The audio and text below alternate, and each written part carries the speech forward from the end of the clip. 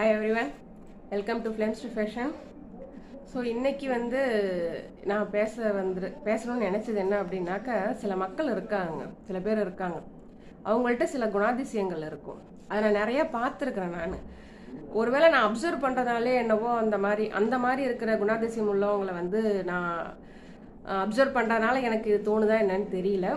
But ஆனால் நீங்கள் எல்லாருமே அந்த மாதிரி ஆட்களை மீட் பண்ணியிருப்பீங்க, கண்டிப்பாக நான் சொல்கிறேன். நான் அவங்க எப்படி இருப்பாங்க அப்படின்னாக்கா, அவங்க எப்பவுமே தாங்கிட்ட இருக்கிறத பற்றி சந்தோஷமாவோ திருப்திகரமாவோ பேசவே மாட்டாங்க.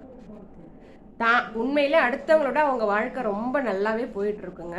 ஆனால் அவங்க அதை ஏற்றுக்க மாட்டாங்க. அடுத்தவங்க வாழ்க்கையை பற்றி தான் பேசிகிட்டு இருப்பாங்க. அவங்கள்ட்ட என்ன இல்லை, மற்றவங்கள்ட்ட என்ன இருக்குது, இதை பற்றி தான் அவங்க அதிகமாக பேசுவாங்க. தாங்கிட்ட இருந்தாலுமே அதை குறையாத்தான் பேசுவாங்களே ஒழி, அது ஒரு நிறையா பேசவே மாட்டாங்க. அவங்களுக்கு ஒரு நன்றி உணர்வுன்றது சுத்தமாக இருக்கவே இருக்காது. எப்போ பார்த்தாலும் அந்த புலம்பல் இருந்துக்கிட்டே இருக்கும். இது எதனால் வருது அப்படின்னாக்கா, அவங்க கான்ஸ்டண்ட்டாக அவங்கள மற்றவங்க கூட கம்பேர் பண்ணிகிட்டே இருக்கிறதுனாலையும், அவங்களுக்குள்ளே இருக்கிற ஈகோ இதனாலையும் உள்ளுக்குள்ளே அவங்களுக்கு அந்த சாட்டிஸ்ஃபேக்ஷனே இல்லை. அதனாலேயும் இந்த குணம் அவங்கள்ட்ட இருக்கும். எப்போ பாரு புலம்பிகிட்டே இருப்பாங்க. அந்த புலம்பலில் தன்னை பற்றின தனக்கு எதுவுமே சரியா இல்லை அப்படின்ற ஒரு குறைய மட்டுமே தான் அவங்க புலம்பிகிட்டு இருப்பாங்க. ஓகேங்களா? ஸோ அப்புறம் பார்த்தீங்க அப்படின்னாக்கா, அவங்களுக்கு சுப்பீரியாரிட்டி காம்ப்ளெக்ஸ் அதிகமாக இருக்கும். எப்படி அப்படின்னாக்கா, அவங்களுக்குள்ள இன்செக்யூரிட்டி அதிகமாக இருக்கும்.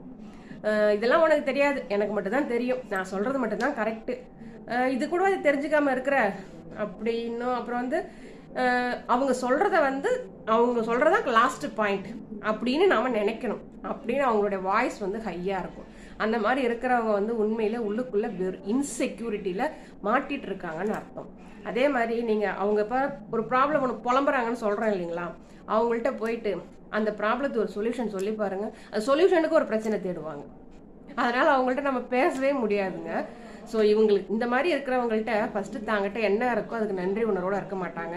எப்போ பாரு புலம்பிகிட்டே இருப்பாங்க. சுப்பீரியாரிட்டி காம்ப்ளெக்ஸில் நடிப்பாங்க, மற்றவங்களோட தான் உசந்தவங்கன்றதை நடிப்பாங்க.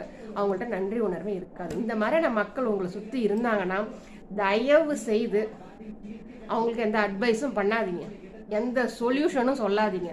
சப்போஸ் அவங்க அந்த மாதிரி இருக்கிறவங்க பேச நேர்ந்துச்சு அப்படின்னாக்க வாங்கிக்கோங்க, இந்த காலை வாங்கி இந்த காலை விட்டுருங்க, அதுதாங்க நல்லது. உங்கள் மன அமைதிக்கு அதுதான் நல்லது. அவங்கள அதை தாண்டி உங்கள் இதில் உள்ள வர விட்டுறாதீங்க. அவங்க ஆனால் உங்களையும் போட்டு குழப்பிடுவாங்க. நீங்கள் உங்களுக்கு என்ன லைஃப் இருக்குதோ அதை ரொம்ப நன்றி உணர்வோடு நீங்கள் வாழ்ந்துட்டு இருப்பீங்க, அவங்க உள்ளே குழப்பி விட்டுருவாங்க. ஸோ அந்த மாதிரி ஆட்கள் இருந்தாங்கனாக்கா கொஞ்சம் எச்சரிக்கையாக இருங்க. ட்ரை பண்ணி பாருங்கள். All the best.